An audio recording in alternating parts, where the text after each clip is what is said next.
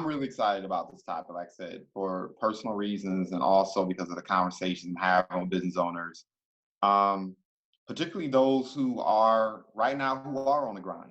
You know, what really led me to this topic was a conversation I actually had with a business owner the day I broached the subject with you. And then I had a follow-up discussion with them. And that was the fact that she was feeling down and out. She was feeling in the dumps because she was conversing with other business owners where, let's just be transparent, the pandemic didn't impact them the same way, right? She had experienced a couple losses indirectly, fortunately. But nevertheless, I mean, it still hurts the same when people lose their lives as a result of this. And because of the dramatic impact that it made in her business, I guess I can share this. She operates a dance studio. So, you know, and Yeah. she had gone through some significant trials and tribulations to get that dance studio off the ground. And so basically, this was just like another challenge to overcome after all the other challenges she had overcome.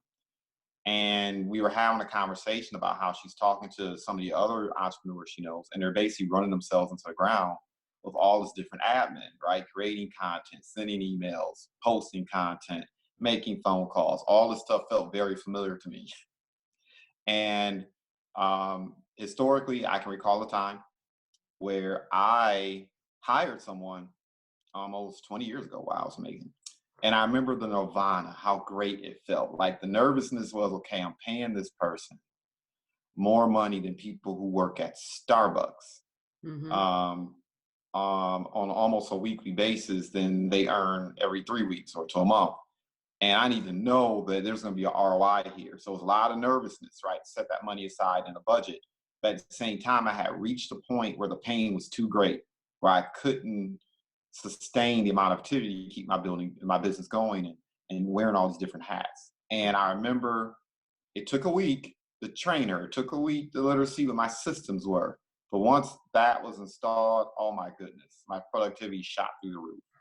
And of course, today, and especially given the conditions on the ground right now, I gotta imagine the virtual assistant industry is either booming or going through some challenges. And I know this is more your expertise than mine, right? I'm like the end consumer thinking about the virtual assistant industry, but I know you understand it a great deal more than the average Joe. So I'm curious to know what your thoughts are in terms of what's going on with the industry, what's exciting about it, what challenges are there, and of course you have a million questions about it too.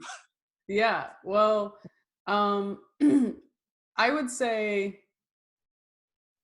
I don't know if right now in the pandemic it's booming per se, but I will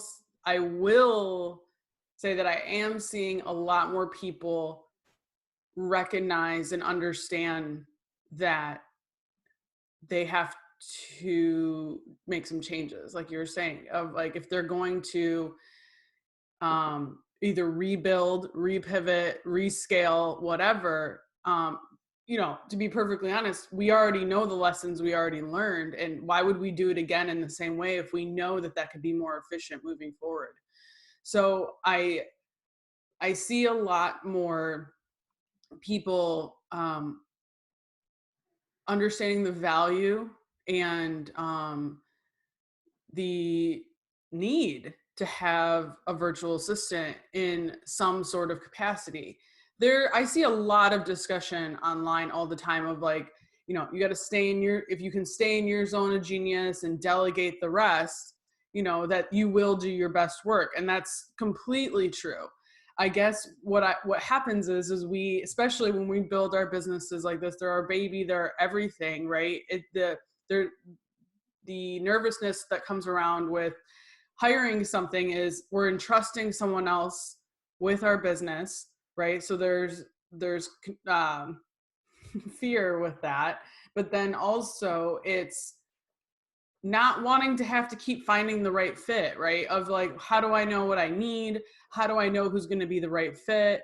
And then some people, just to be honest, have never managed any individual before. And Hmm. it's not to say that you're trying to create this giant, empire of a team or whatever, but not knowing how to properly delegate work and manage that individual so that your life is still easier because it can flip around, right? If you Hmm. micromanage these people, then now you've just created more work for yourself. Yep. um, I am seeing more and more people dive into becoming virtual assistants, especially right now. In fact, I've seen several teachers whose school year got ended very quickly and things like that realize that they just, this was, I think this instance was for some teachers the straw that broke the camel's back, where if they're in a school system or something that is not supportive of them and what they're trying to do, they're like, I'm done, which is, unfortunate. But I see a lot of teachers become virtual assistants. I see a lot of people who know they want to work for themselves, that they want to be entrepreneurs in their own right, not real, and if they're not sure where their expertise or talent lies, they know that they could be a great assistant. And to be honest, for many years, even though I didn't market myself as a virtual assistant, I was very much acting as that role for my clients in a marketing capacity, where that's what I was doing. Right. I was the virtual assistant for marketing, so I am also seeing more and more VAs specialize in what their own zone of assisting is, and not just being the person who manages your email inbox or sets appointments, right? Because I think Hmm. traditionally an assistant was helping with travel dates and your appointment setting and whatever. And in fact, I see less and less of that because there are so many Wow. tools. There's so many tools that can digitally do those things for you. And I see more and more assistants helping with content, right? Hmm. Because they're helping with the things that really eat up a lot of our time, you know, whatever those things may be. Okay. So these are some of the things I think about, and I know many of my peers think about, right, when it comes to hiring a virtual assistant. And you're right, not only are you giving up a lot of, I guess, I wouldn't say agency, because it's not a virtual assistant, I know, is not going to come into your business, my business, or anyone else's business. They're not going to build your business for Right. you. Like, you still have to give them instruction. You still have to tell them what to do. You still have to make sure that they're following the systems or protocols you have in place, right? But it's still a little nerve wracking, right? When you're accustomed to doing everything and you've been grinding, for over, let's say, 900 days, and you've perfected things, right? And perfected your platforms. You can get things done so efficiently. You bring someone else in, and the reality matter is they may not be as effective at you as some of these things, right? Hmm. But you got to wrap your mind around the fact that even with them not being as effective, they're buying your time, right? They can buy 2, 3 hours. I know what 2, 3 hours, 4 hours of my day is worth. Oh my goodness, what I could accomplish for extra 3 to 4 hours a day, it would be incredible. But the other thing too is this, right? You're also giving them keys to the kingdom. You're giving them passwords, Right. access codes. You know, I look at my email and it's like, man, there's some stuff in there that I just don't want anyone to have access to, right? Someone starts messing around with your website, somebody starts messing around and changing passwords, or if they know the passwords to your social media. I know a lot of business owners that makes them nervous, Mm. right? Particularly if they're thinking about the exit plan, like what happens when I no longer need this person, or if the relationship goes south, right? Mhm. That's I know for individuals who may have experienced situations like that, that's got to be scary. How do you think you navigate that, or what processes are in place in terms of the industry, even your personal experience, to assuage people's concerns about that? Well, I know, especially in the social media space, there are um, third party like social media schedulers or content planners that will allow you to um, share. They share like a different password. It's your password, then there's another, then they create like another password, and that's how that person gets into it. So like they don't ever really know.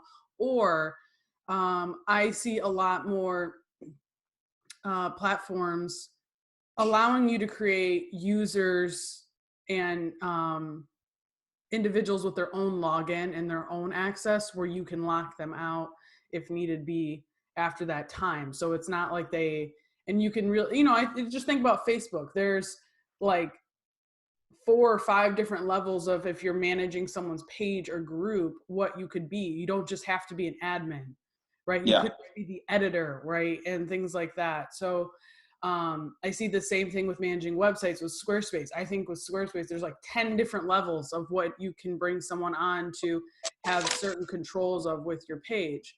Yeah. But with that, being able to the password and whatnot, that's why you're going to have to properly know who you're hiring, right? If you have I think that some of the best VAs, it's not necessarily that they have to be seasoned in virtual assisting, right? I think a lot of people, that's still a newer area where we think our assistant has to like live next to us in a desk, kind of thing. But they might be great at that task, but just understanding people as a whole of, their trustworthiness. Do they have recommendations in that capacity? You know, what's the longevity? You can usually see from someone's work history, recommendations, reviews, things like that in that area, that if someone's going to truthfully be able to manage those things for you and not have to worry about, oh God, they have all this access. To be honest, I think that if you're still at that phase where you're too consumed by the fear of giving someone permission, then you might not be ready for it yet, just because you might still need to be doing some more understanding around what that looks like for your businesses, right? On your capacity. I know some virtual assistants that do all of the legwork, but then because that business owner doesn't want to give over all those permissions, they give all the legwork to the business owner, and then they take it over from there. So I think that's one way you also could do it. But does that really save you time? I don't know. It does in some capacity, but.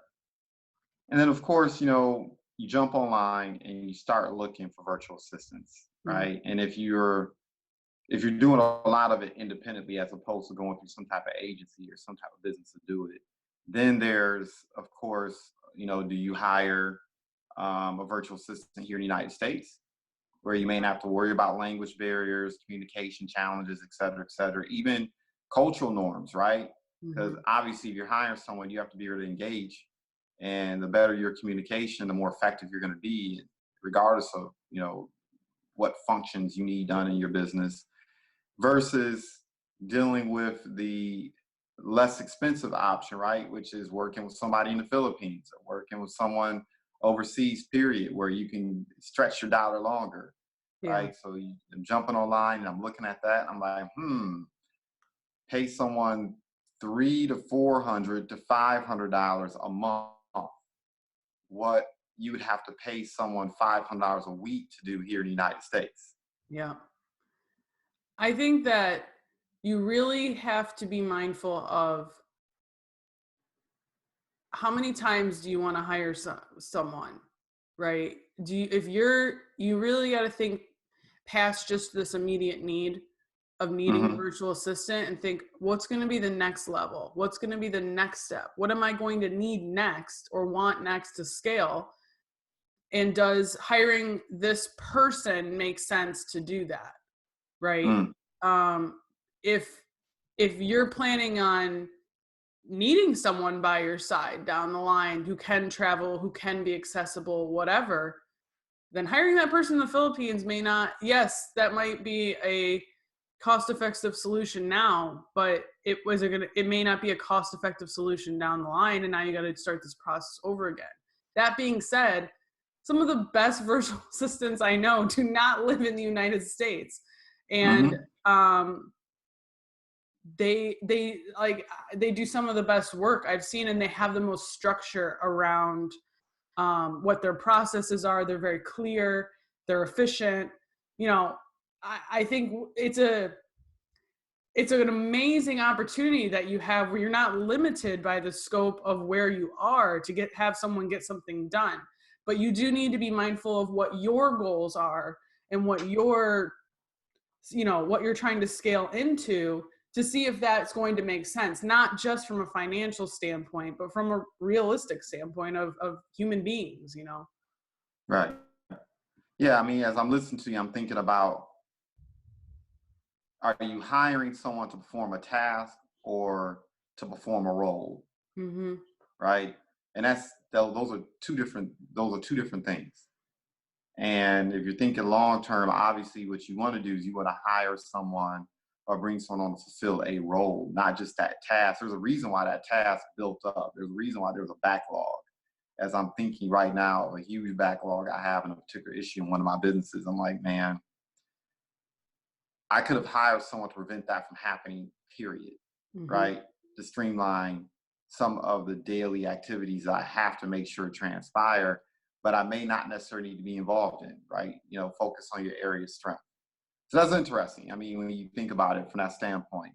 Well, the other thing Um, is too is also considering, as I kind of mentioned, there are virtual assistants that may not, I guess, call themselves that in that capacity, but that's what they do in their specialty area, right? I would think a social media manager is a virtual assistant for your social media, right? yeah, There might be different terms and things they're using. If I think about one of my clients that I have, I'm managing and publishing content for his email and social media, but I partner with his graphic designer who puts all my graphic design work together. I partner with his videographer who gets me all the video. I'm not having to create the content. They do it for me. We're like a team of virtual assistants, essentially, that are able to execute it out, but none of us have that title, right, so it's also understanding that when you're looking for a virtual assistant, being very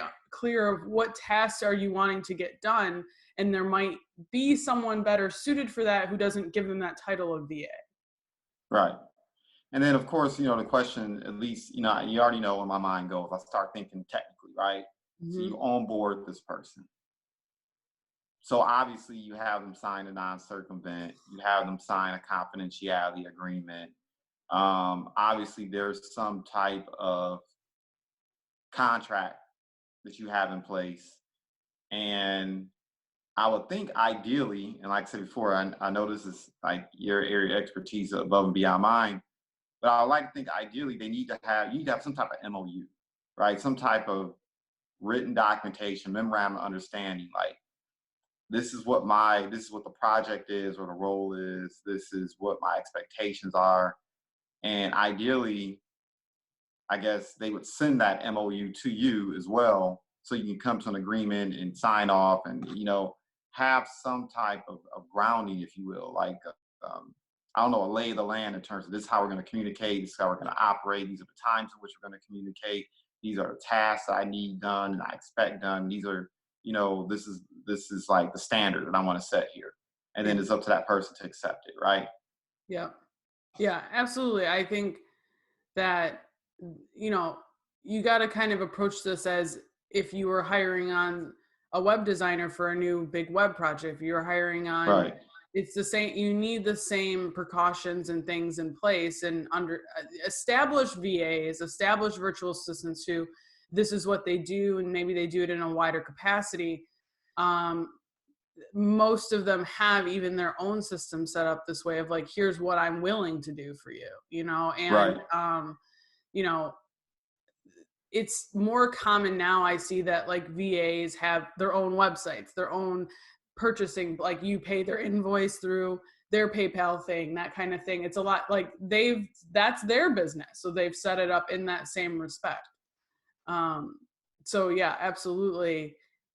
I think that the easiest way to get clear on understanding what is in that scope and what you need is, and some people might not agree, but is being in the thick of it a little bit for a while yourself, right? Some people I also see are too quick to hire a VA because Mm. they're like, I just want an assistant now.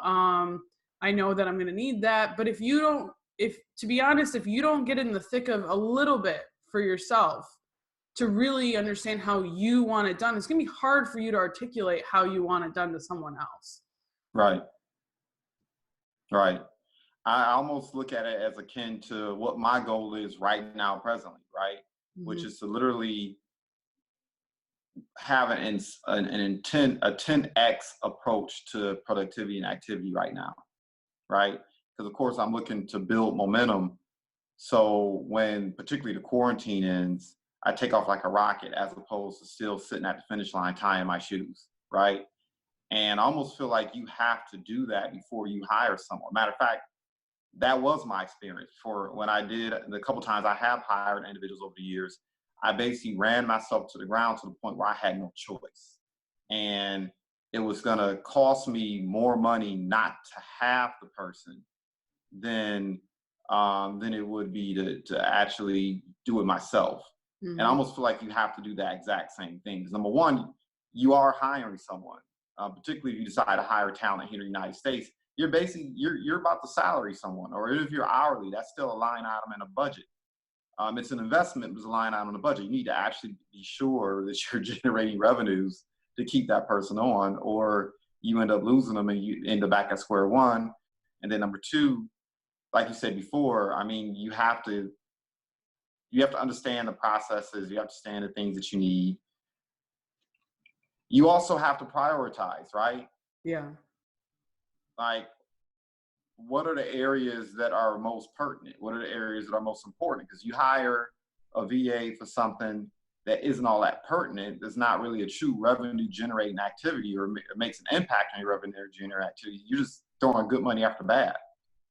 Yeah. So I yeah, I get. definitely, there's a lot of people and a lot of us just individually that we are doing things that we think we need to do or need to get done that that might not, so Right. if you don't have a strategy on what are the activities that are giving you the highest payout, and things that you're doing because you feel like maybe you need to, but in all reality you don't, right? Mhm. That's gonna that might be a waste of time to pass off that task to a virtual assistant when in reality that doesn't need to be a part of what you're doing anyway, you know Right. yeah.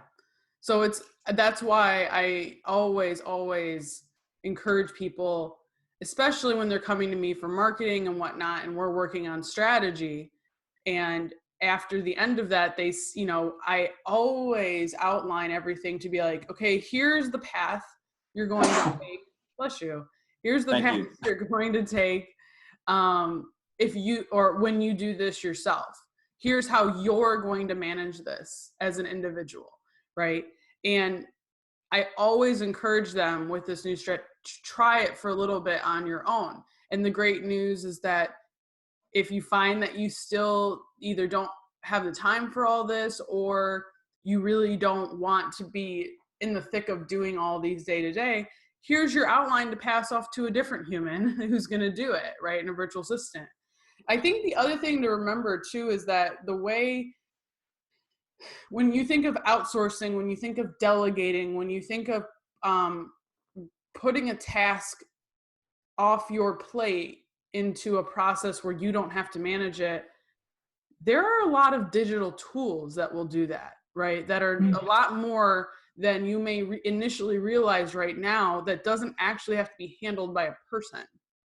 When I think Right. of some of the really robust CRMs, customer management platforms, Hmm. they're operating as a VA. I think one that I always see as one of the really most robust for small business owners, and especially like creatives, is Dubsado.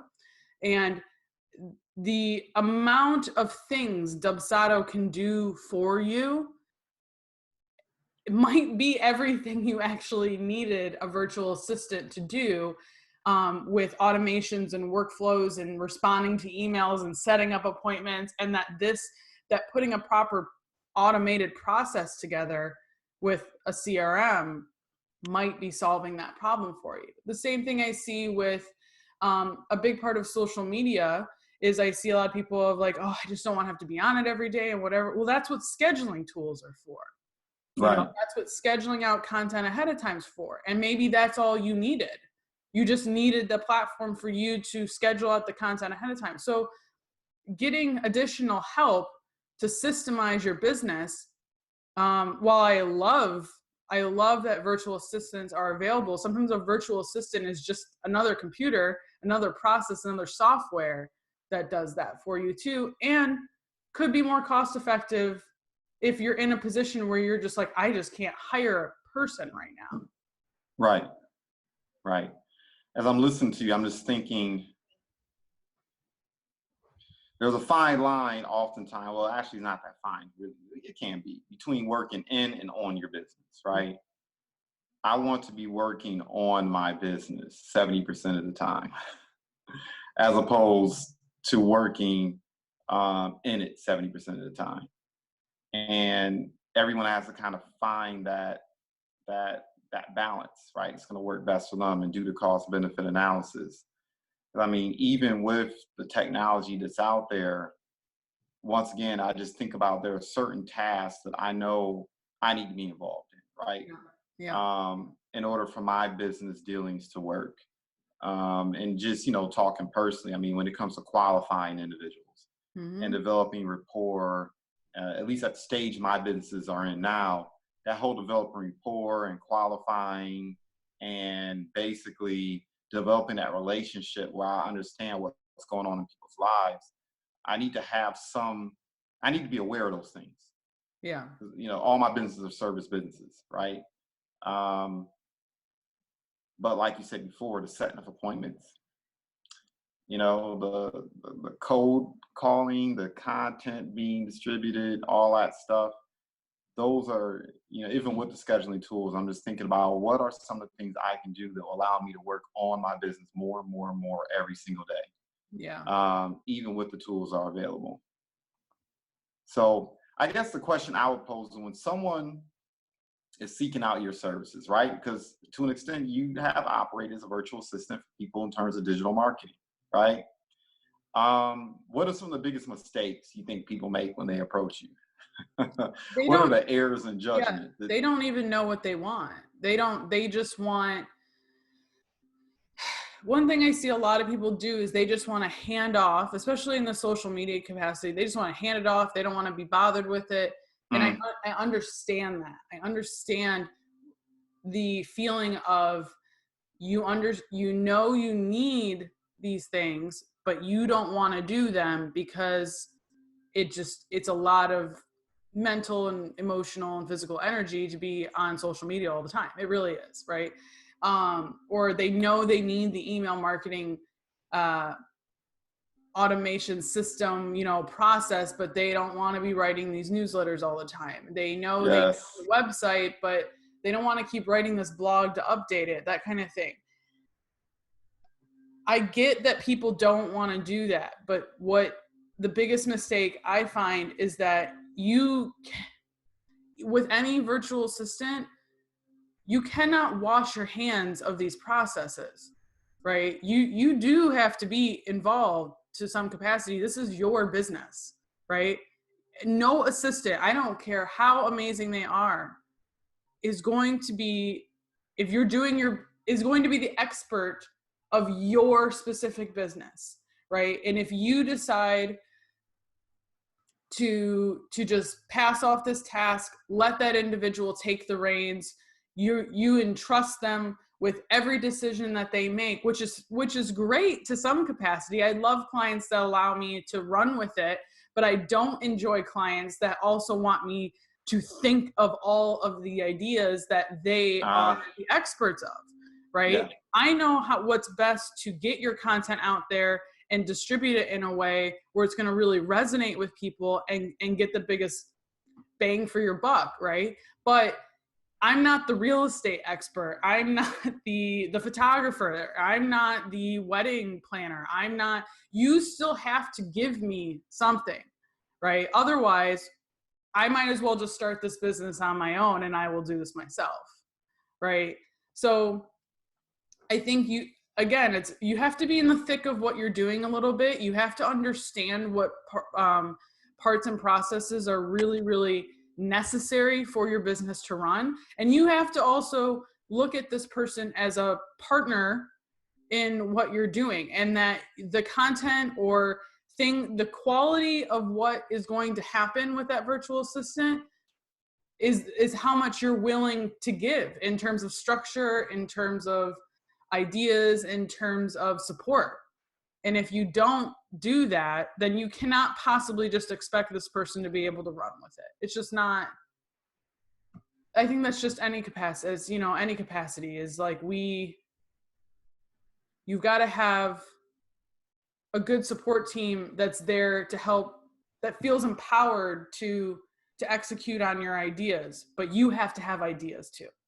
You can't decide you're done with the ideas, right? Because I have this assistant to do it. So if you're like looking for a social media assistant, you don't get to wash your hands of social media, right? Right. That's not how that works. You get someone to help you optimize and schedule things out and do the biggest legwork of it. But you cannot just be like, well, that person knows everything about me and my business, and I'm just going to make them now the expert of it, you know? And there are some people who are virtual assistants for industry specific people, right? For bloggers, for wedding people, for photographers, for whatever, for real estate agents. And that is helpful, but they are still not you.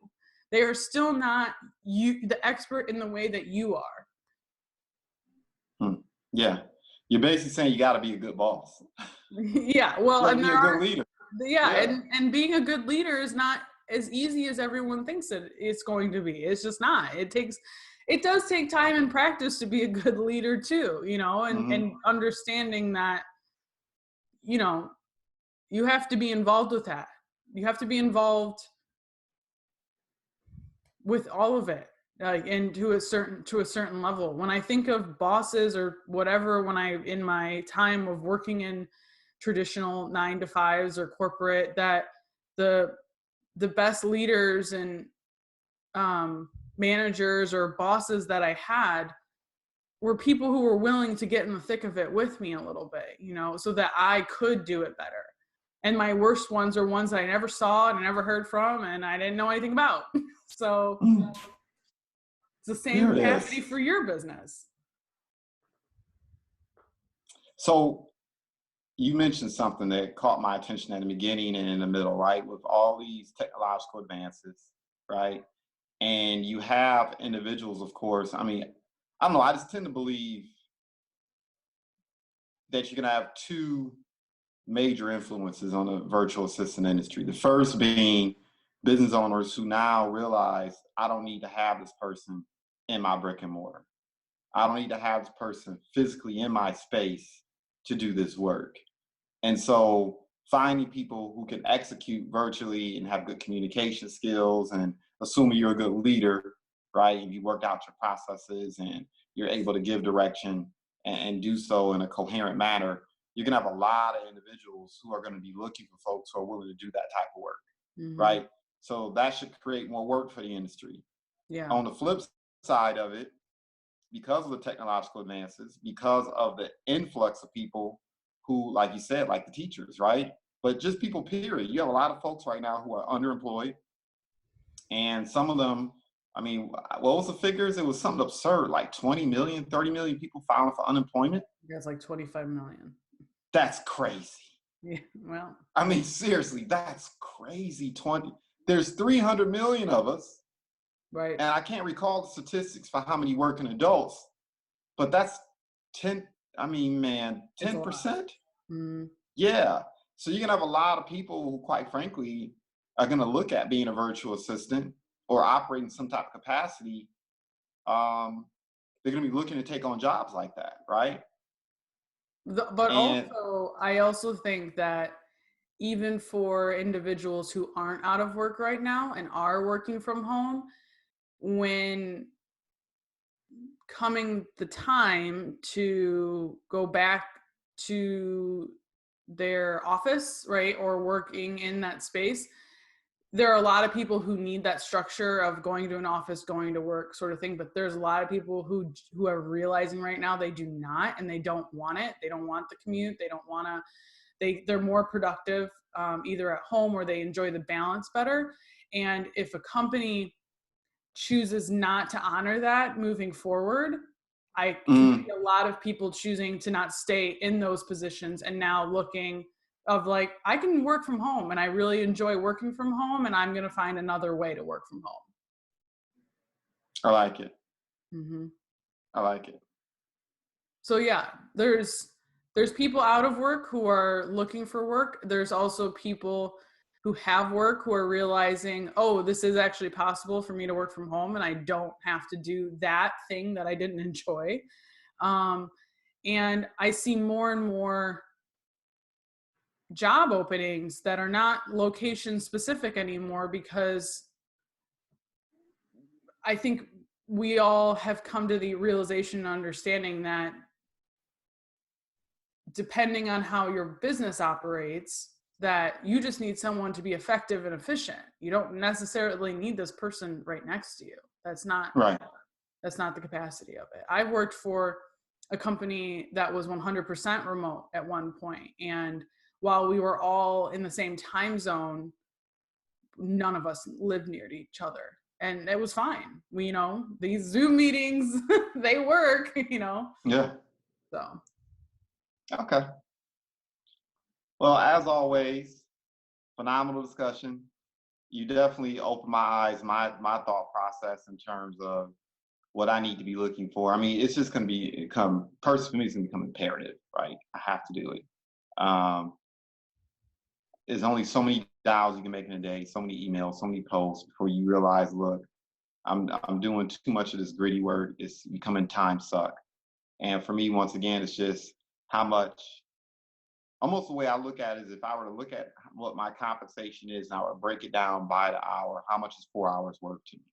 Yeah. You know, how much lost revenue? How much am I losing by doing these daily tasks? And maybe I take 50% of those losses and I put it towards a VA or Hmm. somebody to aid me with this process. Um, and listening to you also gives me a better idea of how to be a better. You got to be a good boss. Yeah, you That's do. what I'm taking from this. You have to be a Yeah. good boss. You already have to have, which isn't a problem for me, but I guess people who are listening to this, you already have to know, like you said, you have to get your hands dirty already. You need to know the processes, the things that need to transpire. You have to have an acute understanding of the day-to-day tasks that are required to make your business work inside and out before you can even begin to instruct someone to do the work. You got to know it yourself, right? So I'm thinking about that. And of course, the trust factor, and knowing that taking on a virtual assistant, I guess today, as opposed to maybe 10 years ago, um, you're right. It's more people. They've turned into a profession. They've turned into a business. Yeah. So now they probably already have the documentations, the fail safe, the different things you need to have in place if you're concerned about giving people the keys to the kingdom once again, right? Hmm. Basically, giving them the keys to your house, right? The security measures and processes are in place already. Yeah. It's evolving. It'll be interesting to see how much more it evolves. I think it's an area that is changing and um, adjusting more rapidly, maybe than even in some other industries, because the need is there and it's very present. So, you know, I'm always excited to, if that's the first step for someone who is ready to work and go out on their own, I think it's a great first step if you're not clear yet on what it is you like about virtual work. So it's always a good starting place if you're considering that. There Hmm. are people who need help. You can help them. Right. I love it. All right. Isn't that what it always boils down to, is helping people, right? How can you be of service? Yeah. Right. I like it. Oh, cool. Thank you again for our weekly chat. Hopefully the individual, well, not hopefully, I know the individuals listening in. If this has been on your mind, this should hopefully offer you some degree of relief in terms of different options that are available to you. Hmm. Absolutely. Yeah.